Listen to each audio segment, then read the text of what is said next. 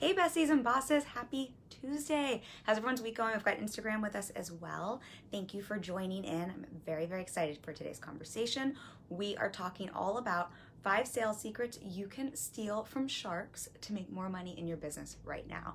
And most of you know I'm kind of obsessed with talking about sales, and I think this will be a fun lens to look at sales and the sales conversation through. Say hi if you're with me. Let me know how your week has been going before we dig in. Always want to just hear how everyone's going. I'm having a particularly wonderful day, wonderful week. It's kind of warming up in the city. We've had this cold spell. It was 20 something degrees last week, and it's like kind of warming up. So I'm pretending it's still fall, and got like the heaters and stuff on, and like looking at the fall leaves and just pretending it's fall. So any of my fall lovers understand what that's like. I felt last week like I was kind of getting robbed out of the fall experience. So today we're pretending it's fall, even though it kind of feels like winter. Thanks for the wave. Okay, let's get chatting sales. And while we're talking, also would love to hear from everyone. Let me know. I just always think it's fascinating to hear, how do you feel about sales? What comes up for you around sales? Curious around that. If anyone wants to leave a comment, 'cause that's always just fascinating for us to jump part of this conversation too. But the conversation that I want to get into and where this is coming from, I'm about, 5-10 years late to the party. I'm very, very, very slow on watching TV. I don't watch a lot of TV, and I just this past weekend binge watched and kind of rediscovered Shark Tank. Anyone else watch Shark Tank? Hence the word sharks. And y'all, it is like entrepreneur porn. I know I'm like 5-10 years late to it, but it is so good and so fascinating. And I think there are just so many business lessons in the show. And I was just like mind racing watching. And absolutely, from when you're watching for those of you who don't know the show, Shark Tank, an American show, and a group of different investors come in front of a panel of entrepreneurs who are the sharks, and the investors pitch their product, whatever it is that they're selling, and they're usually looking for some sort of investment to help grow their business, and then the sharks can make a deal with them. That's the premise of the show. Just in case anyone else is like me and like late to the party and only seen, 20 seconds of one in the past. And there's a lot you can learn by watching the investors who are pitching themselves, who are pitching their product, just in terms of business and branding and marketing and sales, quite honestly. But what I find is pretty fascinating is watching the sharks themselves. What happens when they're making their deal, when they're making their offer, when they're pitching themselves, which is essentially selling. They are brilliant. I mean, my hat's off to them. I mean, brilliant. And I think they do so many things well that are just really great examples and lenses for us to look at the sales process, the sales experience, what goes into selling well. And I want to dig into 5 of those, so many on the show, 5 of those with you today, because I think these will, hopefully, I think sometimes when we can see things outside of our own industry, outside of our own space, it can help us to see the concept a little bit differently. So hopefully these will give you some insights into what's happening with your sales calls or your sales process, your sales conversation, and hopefully it'll be a really fun way to look at it because it's a fun show. Just seeing who else is on there. And hey, I don't know who's on with me on Facebook. Say hi. Talking about sales tips, techniques we can borrow from Shark Tank, basically. And anyone else is like, just side note, anyone else obsessed with the show? Is it just me? I might just be that much of a geek. Anywho, all right, so let's talk about the first one. I think the first one here is just a universal core essential element truth we have to integrate if we want to be able to sell more and make more money. It doesn't matter what you're selling. I don't care if you are selling poster board or if you're selling a product or if you're selling a service. This is absolutely essential, and the sharks on Shark Tank demonstrate this so well, and that is really knowing and owning the value they bring to the table. And I'm going to break this down a little bit so you can understand that. But this is so incredibly important that we first own the value of whatever it is we're selling. If we can't own that and then articulate and sell that, it's really hard. And it's also kind of crazy to expect other people to figure that out for us. And what I find, especially, love my clients. I'm heart-centered. For all my heart-centered people, I think a lot of times part of what can come up around that personality type, I'm raising my hand, this is me as well, is we're almost expecting other people to tell us why we're valuable and to tell us what we're worth and to tell us what we need to own in terms of the value. And that is the complete opposite role we play as business owners when we're in the position of selling a product or service. And I see a comment from Rich that I want to comment to in a second. What I see the sharks doing really well is they're really, really clear on what they bring to the table. They are so sold on the value they have. So when they're making an offer, so when an inventor comes in with their product and they're like, okay, I want 125K at 10%. When a shark counter offers or makes them an offer, let's say there's like 6 or 10, there's not 10 people on the panel. Let's say all of them want to make an offer. What you'll start to notice if you watch this show is no one is really, yes, they might give different numerical orders, but no one's really talking that much about the numbers. No one's breaking down, well, this is 2% more and that's why this is a better deal. I mean, they'll talk to that a little bit, but what you'll notice is each of the sharks, when they're making their counter offer or making their offer, when they're selling, they're really selling what they bring to the table and why they are the person that the inventor should accept the deal from. So for example, one of the sharks, she has QVC, another 3-letter one. She runs QVC, and so part of what she brings to the table is this network, this place to sell. She brings a lot of licensing experience. She will speak really well to what she's bringing along with the numbers to the deal. And I think this is, again, important to see because what we can do a lot is just get wrapped up in the numbers, just almost start arguing the numbers or try to argue our features or try to argue points that have nothing to do, that aren't relevant to the deal at all. And I think this is a really great example of seeing it's rarely about the numbers. It's rarely even about the money. A lot of times the inventors will accept a deal, will take a deal that on paper is the worst deal, but value-wise is far better for them and what they want because the shark has been able to articulate, is really clear, owns their value, is really clear and able to communicate that to the inventor. So they will take a deal that is not as good on paper, but is better for them. Let me know if that's making sense, and I want to read these comments. Rich says, used to like the show. We have our own version here in Australia. Ooh, okay, I think I'm 11 seasons behind in the US, so after I binge watch all 11 seasons, I'm gonna have to find the Australian version and watch those too, because I think it's just, I mean, who knows, I might get bored of it at a certain point, but I think it's absolutely fascinating and just rich and ripe with lessons that we can pull from there. It's good to know there's an Australian version. Claire says, that's such a great show for sure, super helpful, inspiring. I mean, again, 5 years late to the party, but I'm pretty obsessed right now. Well, talk to me in a few weeks and we'll see if I've gotten over my obsession, but I'm pretty obsessed with it. Going back to what we can take from it, I think just peeling this back a little bit in terms of selling for us, what it means to sell and how we can take this so that we can sell more, so that we can make more money.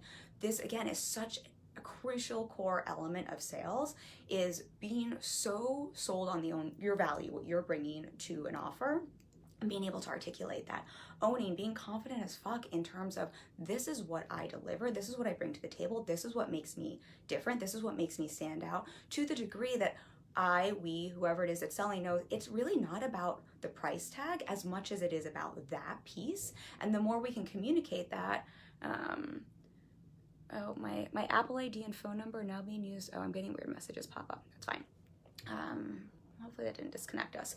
The more we can lean into that and find what that is for us, the more we're able, again, to communicate that, whether it's to an inventor or whether it's to our audience, so that they're picking up that energy, that confidence sells, but also so they're clear, because that's what all of us are always buying.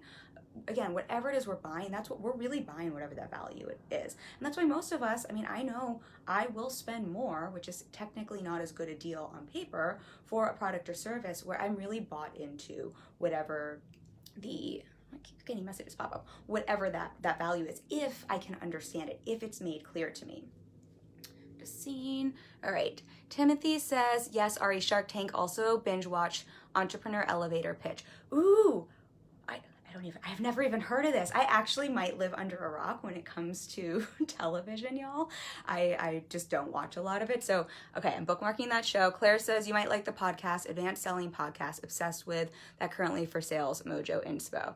Oh, you all are the best. Let me know also, Facebook, can you still see me? Because we just had a funky funky thing. So let me know if the light got weird on here. I don't know how to change it though. So wait, maybe, oh, there we go. That's better. All right, Instagram is still with me. Hey, Jennifer, nice to have you on here. Okay, and keep the recommendations going because these are fun for me. I will now be caught up with the rest of the world by 2020.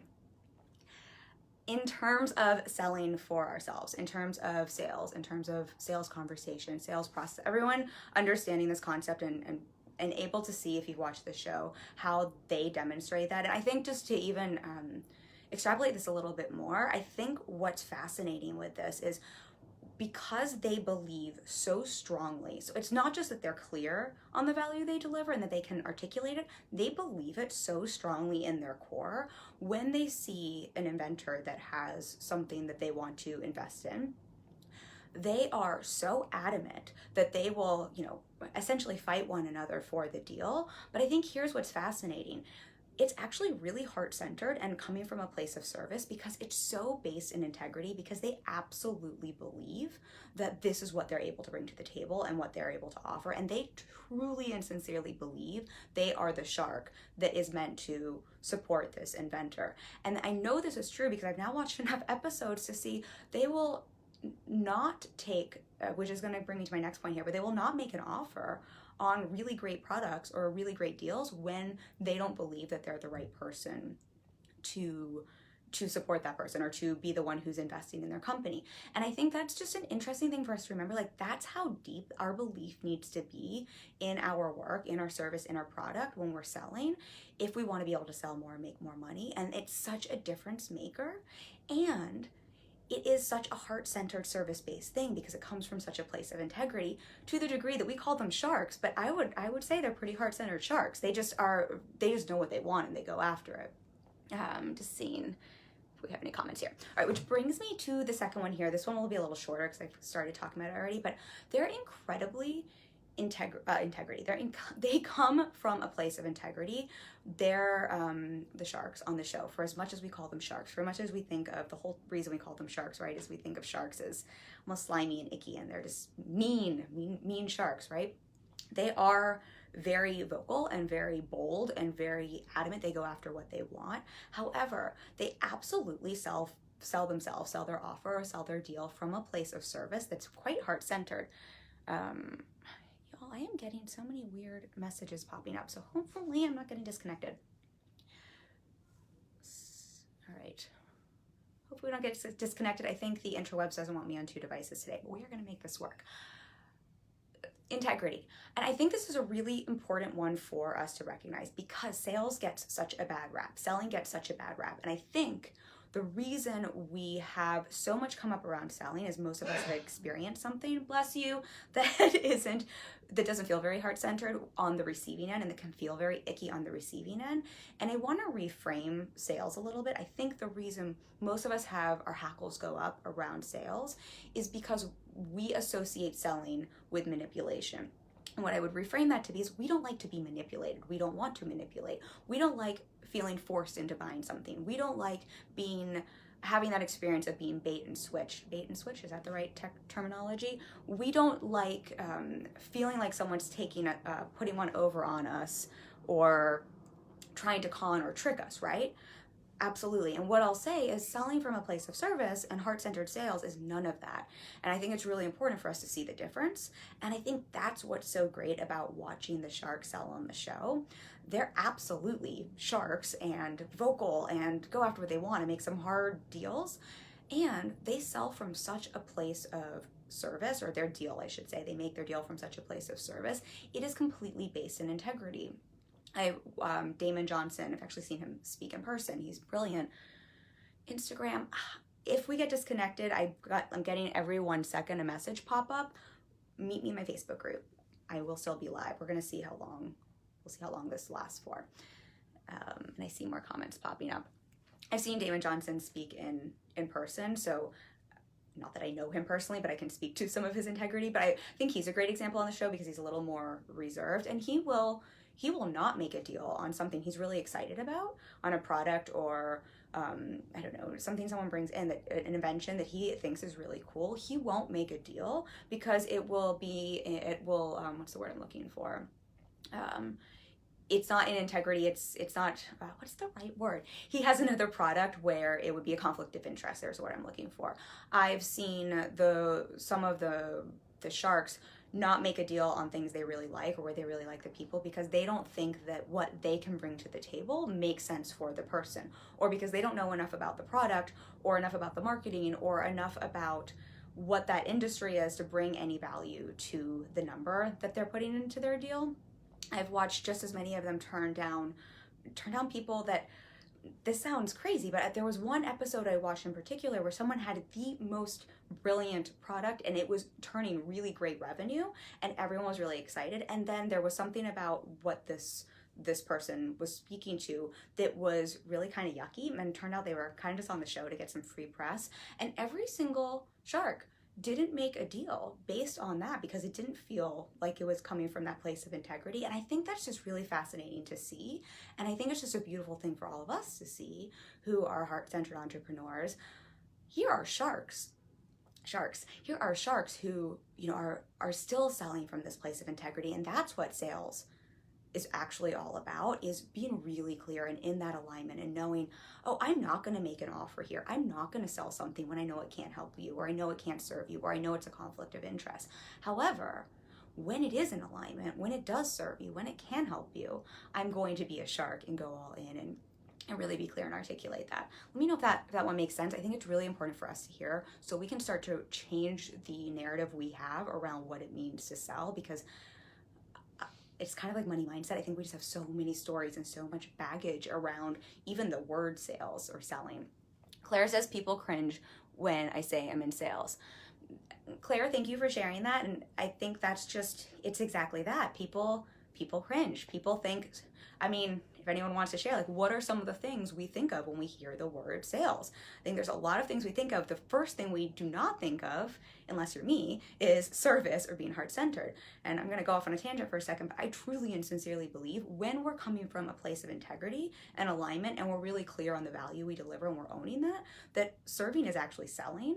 And the moment a sale is made is the moment transformation begins. In fact, I see this with clients all the time. The second someone invests in coaching, it's crazy to me. Like, so often we haven't even gotten on the phone yet for a coaching call, and someone will message me and say they've already booked a new client or they're getting more discovery calls, because it is that moment of transaction where we start to transform. And it's whole side tangent here. Anyway, I think selling is really of service, but I think the global narrative, our social narrative, is that people want to cringe because they think it's yucky or icky or sleazy. It got a we. I'm glad that this resonates, Samuel. Instagram, I don't actually know if I'm still live, so hopefully you're still with me. All right, let's see if we have any other comments, then we'll go to the next one. Thank you all for hanging with me. Let me know if this is helpful as well. Okay, so the third one that I think follows with all of this really well. The sharks, and this is absolutely essential to selling and to being able to sell from a place of service and to sell and actually make more money. The sharks follow up and go after what they want. And I cannot say this one enough. I think I'm always talking with clients about this. So much of our money in business, money in sales, is made in the follow-up. I think what are the stats right now? I think the old stats are like it's in the 5th follow-up. I think they might be all the way up to the 12th right now, or the 12th point of contact. Whole nother topic for us to revisit someday on another live. But I think it's really important to know. I think so often we think the second we make our first initial offer or deal, that's it. Like, that's the end of the conversation. That's where the sale is made. And that's where the majority of people are leaving so much money on the table in their business. And the sharks know that. They're all really brilliant entrepreneurs and business owners. And so obviously they can't follow up after the show. But what they do is they do follow up with the inventors. Someone else will have, everyone will have gone through and made their offer. They don't just sit there and wait to see what the person's going to decide. They're going in and adding something else in terms of, and this is why you should pick me. They're going in and following up with another question. They're keeping the conversation going. And I watched one episode where the inventors went out into the hallway to, brainstorm, just think about who are they going to decide to use. And I think it's Lori, the QVC woman. She got up because this is what she wanted and she knew it was a good deal and she wanted to demonstrate. I think this is so crucial in sales as well. Let people know you want them. You make the first move. You're the one asking people out, right? Don't wait for them to make the first move towards you. She got up out of her chair, followed them into the hallway. It was like, I will make this happen. How can I make this happen? I want you to see how invested I am in this, how much I believe in you. That is selling from your deal, your offer from a place of service and heart. And that's usually what we have to do as business owners, and not have to, like you have to do this or you should do this, but usually that's just where the sale is made. Think about it from the buying side. So often we're waiting to, like, there's so many things coming up for us. When someone does that for us, it creates so much safety and trust for us to move forward, and whether it's to buy something or to accept an offer. I think it's such a crucial point. I think the Sharks demonstrate it really well. And so for as much as they like play it cool and like they don't need anything, when they really want something, I mean, they go after it, and they really, that's why they're called Sharks, right? But they're really doing it from that place of service, and it's mimicking the follow-up process. Just seeing who joined on Instagram. Thank you all for being here. Let me know if you have any questions. Same with you on Facebook. Let me know if you have questions at all on this. All right. Where are we on? Number 3? Okay. Number 4. This one's important too. I was actually just speaking to a client about this today. So during the conversation, when the Sharks are speaking to the inventors, what I have noticed they do brilliantly, that if I could just give you one gift from this conversation, take this one, because I think it's something all of us need to hear a little bit more. They don't take objections personally, and they see objections as a conversation and just part of the process of selling and having the negotiation. I mean, obviously, I'm not in their head. I don't know if they're actually taking it personally or not, but this is what it seems like. So, and what I mean by this is when the inventor says, okay, I want $125K at 10%, and the Shark says, okay, here's the deal I'm offering you. This is what I'm selling you, basically. I'm going to give you 100K, but I want, I don't know, $1 in royalties per unit, and I want it at 20%. Don't mind the sirens as we go by. We're actually live in New York. Hopefully y'all can still hear me. And let's say a couple of Sharks give their offer. When the inventor then starts to come back with their counter offer, or they have some questions like, can you throw this in? Or what about this? Or I want to know, what are you able to bring to the table? I think the natural tendency for us as humans is to hear when someone comes back, we offer something, they come back with something, anything other than hell, fuck, yes. What we tend to do is shut down. We tend to think it means they don't like us, they don't want us, there's something wrong with us, they don't like our offer, we suck, or we get really defensive. Let me just repeat myself, and get really defensive. Anyone been there? No shame if you have been. I think it's quite common. And what I think is really powerful that the Sharks do is they're not expecting, they think their offer is great. They're not expecting someone to come back with an objection or a counteroffer, but they're also not mad or upset at the inventor for having some sort of negotiation, some sort of question, some sort of objection. They also don't take it personally.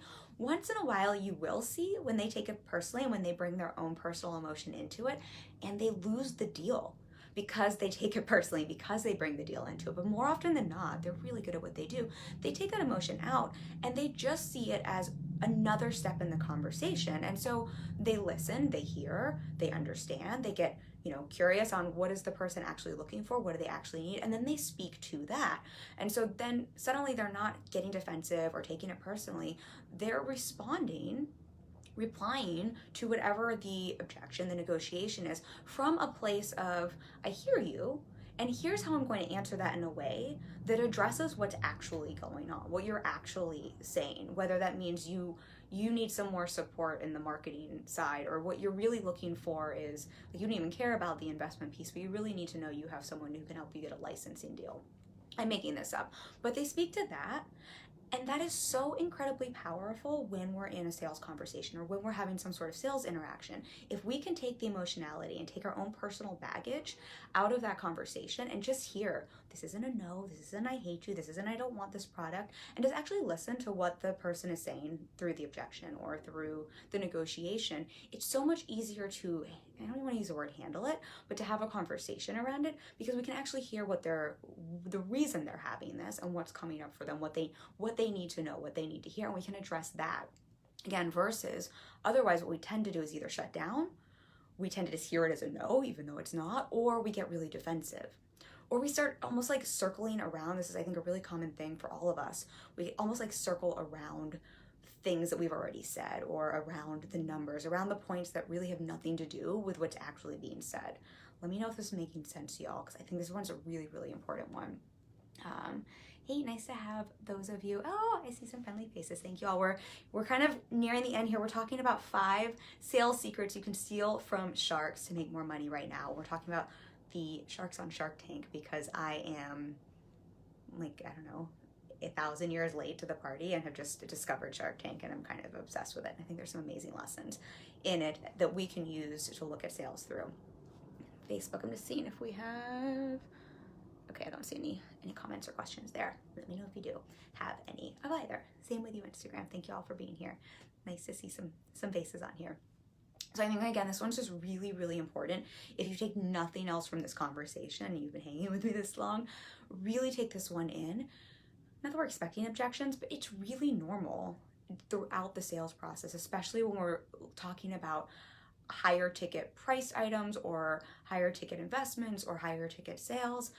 Anything where, you know, what the inventors are doing there, where there's larger sums of money involved, it's really common for there to be questions or objections or negotiations, or for someone to just at least want to see, you know, what would happen if they ask. And I think the more we can take the emotion out of it and not take it personally, not to expect it like, oh my gosh, people always object, because that's a whole different can of worms and mindset gunk we don't want to get into. But I think the more we can just take it as like, it's not personal, it's completely neutral. Like, I'm not mad at them for asking. It also doesn't mean anything about me. It also doesn't mean anything about my value. It doesn't mean anything about my offer. It doesn't mean anything other than this is what's coming up for them. And let me actually hear them and listen to what they're saying. And what do they need to hear from me? What are they actually asking? What are they actually saying? And that way we're able, again, to respond appropriately, versus what happens when we get into our own story, our own bullshit.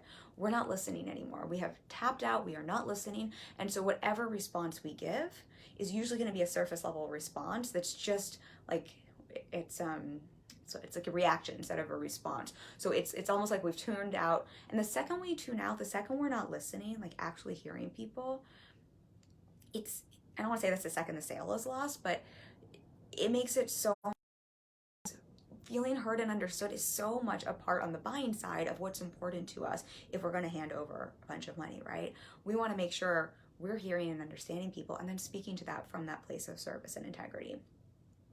Let me know if that makes sense. Hey, Kobe and House Quilts, nice to have you here, Mama. That's my mama, y'all. And hey, Marcos, nice to have you here. Lovely, friendly faces on.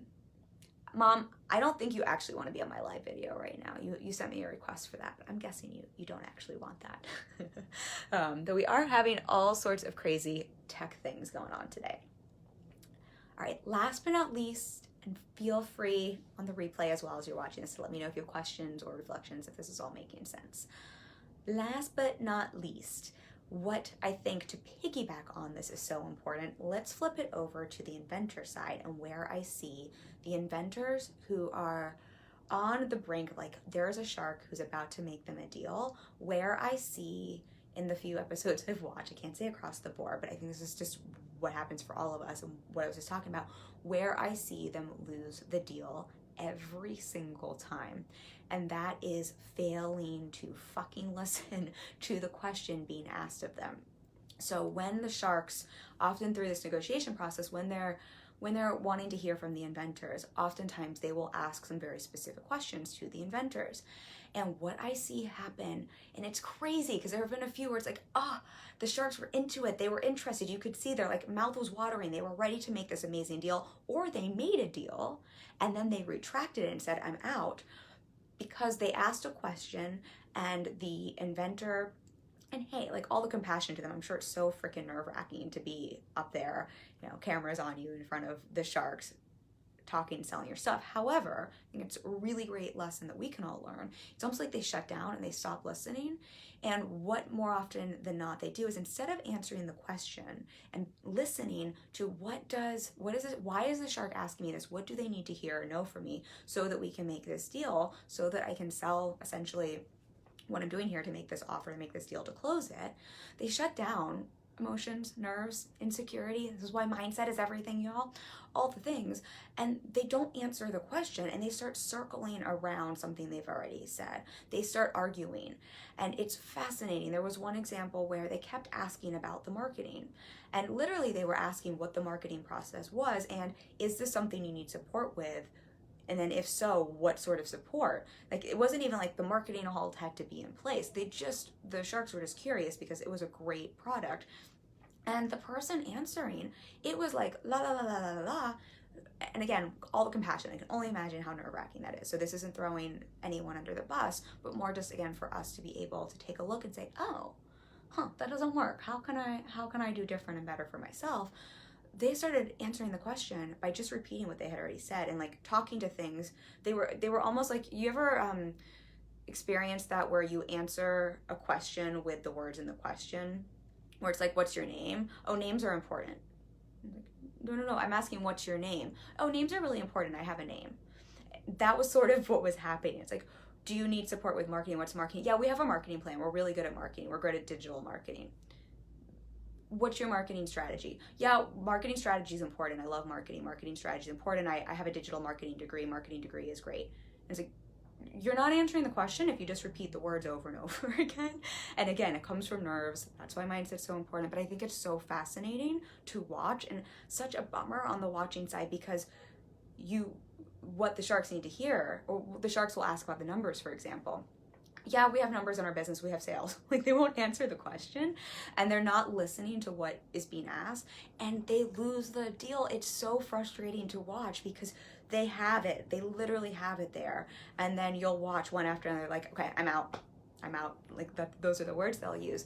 And so I think for all of us in our businesses as heart-centered entrepreneurs, as people who I'm sure, bring a lot of emotion to our business, when we're in these sales conversations, I think it's so, so, so important to make sure we're really tapped in and paying attention and listening and understanding and hearing the people in front of us to the best of our ability and answering the questions people are actually asking. And if we're not sure, pausing and getting some clarity so that we can actually answer the question in front of us. This is an old acting tip for you all that I have from my acting days. When they would give you direction and audition, the acting tip we were always given was to pause and to repeat the question back to the director to make sure we actually heard the question and understood it, because it's such human nature when we're in that adrenaline mode and we're feeling like the pressure to perform, whether it's acting or in our sales call. It's such human nature just to speed into whatever we think we heard, and promise you, so often what we think we heard is not actually what's being asked of us.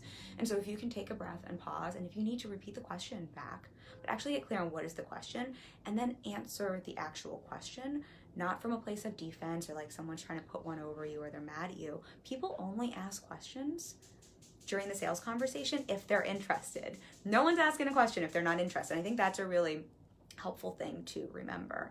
If someone's asking you a question, pause, repeat it if you need to, listen, hear, understand, get clear on what the actual question is, and remember, no one's asking questions if they're not interested. So if someone's asking a question, instead of, I think, our shutting down or that immediate response we can all get into, those nerves, remembering this means they like me. This means they're interested. Just seeing if we have any comments here. Don't see any comments on here, but just making sure on Facebook as well. So I'm just going to give you all a recap. I hope this has been helpful. I think I am going to take all of your recommendations for podcasts and shows to watch those, but I think I'm going to binge watch a few more Shark Tanks. Maybe we'll get some more lessons going. And sorry for all the background noise, y'all. It's dinner hour in my house, so we've got all the cooking sounds happening. But let me give you all a recap. So the 5 lessons, and take these in. These are I want to give them to you because I think these will help everyone to sell from a heart-centered place of service, even though it's coming from sharks.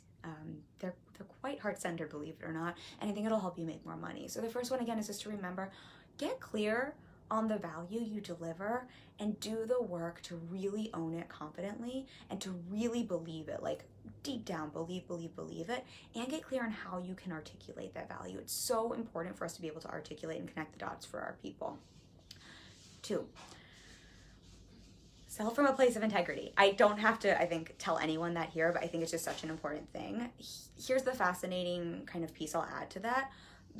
I think sometimes for those people who are worried, like, well, maybe if I like tell someone, no, I don't want to sell to them or work with them, I'm going to lose out on some sales. Here's what I will tell you. The more you are in integrity, the more sales you will make, period. We don't want to sell to people who aren't a fit. We don't want to sell to people who are a conflict of interest. We don't want to sell to people we can't serve or support, right? That's absolutely not what we want to do. So the more we're selling from a place of integrity, we're going to weed out the people who aren't a fit, but the more money you will actually make, because the more you're going to attract the people and really be clear on the people who are a fit and the people you can serve, and the more you'll be able to sell to them and they'll be able to feel that from you. Promise. The third one, again, to follow up and go after what you want. This isn't being pushy when it's coming from a place of service and you know you can help someone with your product or service. I cannot speak enough to the power of follow-ups. Like if you like follow up and go after what you want. Like let people know you care and let people know you want to work with them and serve them and offer your product or service. People love to be wanted. Like who doesn't? Who doesn't want to be told, I would love to work with you? I know I like to hear that. 4, don't take objections personally. Don't take them personally. Take the emotion out. Put the emotion over here on the side during those calls.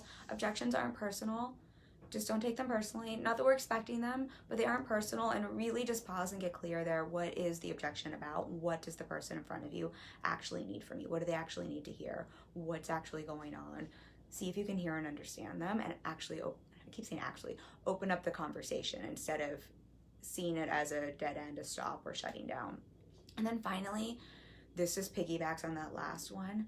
Lean into listening, lean into active listening, lean into really hearing the person in front of you when you're having those sales conversations, or if it's on Messenger. Actually, it feels like very important for me to say actually, really getting clear on what are they saying? What do they mean? What do they need to hear from me? What do I need to speak to? And if any of us need to, take a moment, pause, reflect, ask the question again, so that you can make sure you're understanding it correctly. I definitely will sometimes say on calls, I just want to make sure I'm understanding correctly and that we're on the same page. Take the time to do that. We as humans just crave being heard and understood. And the more we can hear and understand our people during the sales process, the more it's heart-centered and of service. But quite honestly, the more money you're going to make, because I know I want to work with and give my money to people who hear and understand me. So, and side note, or separately from that, it's also really hard to respond appropriately when we're not actively listening. That's when all of our mindset gunk gets in the way and we think we know what we're hearing, but it's not actually what's being said to us. And so I think it's so important to actively listen and really just separate from this. Do the mindset work so you can separate that out from your sales calls and sales process. Hey Manisha, nice to have you here. You're catching the end of this. Nice to have you. See if we have any other questions, y'all. I don't think so. I'm gonna give you all a couple updates. That was my recap on 5 sales secrets you can steal from sharks, the sharks on Shark Tank, to make more money now. And if you're catching this late, you can always watch the replay. This will stay up. Thank you all for joining. As a update, information, reminder, I have our free training topic, which I'm really excited about, which I haven't done the landing page should be ready tomorrow. We're going to dig into a 5-day free training on content that stands out and sells. I'm really excited about this one because, full disclosure, I'm going to turn this into a paid product when it's finished. It will be for sale. So you can get it for free just by signing up and joining me for the 5 days, because I would so much rather give it to you for free so you can get some value from it, but I will repurpose it after. So I think it's gonna be that good that I'm putting it up on my website afterwards as a product. So you can get it completely free. I will make sure the link is up there tomorrow. 5-day training. I'm gonna give you as much as I can about content that stands out and sells so that you can take this, use it for yourself in your content. I want all of you making more money doing what you love. And for me, content marketing, I mean, a whole nother, we'll talk about that when we do the training, but I'm obsessed with it. I think it's really, really powerful. I think it's also really heart-centered and service-based. So all the things that tap into making money from that place of integrity, doing what we love. So I can't wait to share that with you. I think it's gonna be a really good one. It will be an early morning training because it's the only time in the day with client calls I can schedule it. So I will make sure we have the replays. I won't leave them up as long because it will be turned to a paid product, but I'll make sure we have the replays up at least for a few days so my different time zones can catch that. So look for that tomorrow, and then I will be back next week. On Tuesday, we'll have another live, 5:30. I know it's Thanksgiving week for my US friends, but I will still be live. So I will see you all then. If you're watching the replay, let me know if you have any questions, and thank you for hanging with me. Lots of love, y'all. Bye. And let's see.